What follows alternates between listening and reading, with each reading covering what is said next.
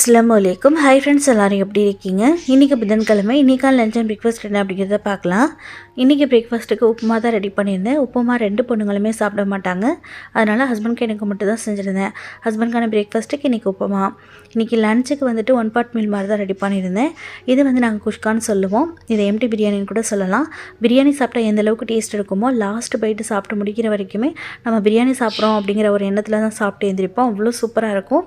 Recipe கூட நம்ம சேனலில் இருக்குதுன்னு நினைக்கிறேன். இருந்துச்சு அப்படின்னா ப்ளே பட்டனில் லிங்க் கொடுக்குறேன். இந்த ரெசிபியை கூட நான் குக்கரில் எப்படி செய்கிறதுன்னு சொல்லிவிட்டு ஷார்ட் வீடியோவாக எடுத்திருக்கேன். வீடியோ சீக்கிரமாக போஸ்ட் பண்ணுறேன், மறக்காமல் செக் பண்ணிக்கோங்க. ஸோ இன்றைக்கி ஹஸ்பண்ட்கான லஞ்சுக்கு பார்த்திங்கன்னா இந்த எம்டி பிரியாணி தான் பேக் பண்ணியிருக்கேன். இந்த எம்டி பிரியாணிக்கு புளி சட்னி ரொம்ப நல்லாயிருக்கும். ஆனால் இன்றைக்கி என்கிட்ட புதினா கொத்தமல்லி ரெண்டுமே இல்லாதனால இருக்கிறத வச்சு அட்ஜஸ்ட் பண்ணி தான் இந்த ரைஸை நான் செஞ்சுருந்தேன். அதனால் இந்த புதினா சட்னி அரைக்காமல் தொட்டுக்கிறதுக்கு ஆம்லெட் உளுந்தங்கஞ்சி பிரேக்ஃபாஸ்ட்டுக்காக ரெடி பண்ணேன். அதுமாதிரி கொஞ்சமாக பேக் பண்ணிக்கிறேன். ஸ்நாக்ஸ்க்காக பார்த்திங்கன்னா வாட்டர் மெலன் இருந்தது, அதை கட் பண்ணி வச்சாச்சு. ஹஸ்பண்ட்க்கு டீ. இன்றைக்கி நினச்ச பிரேக்ஃபாஸ்ட் பார்த்தாச்சு. நாளைக்கு பார்க்கலாம்.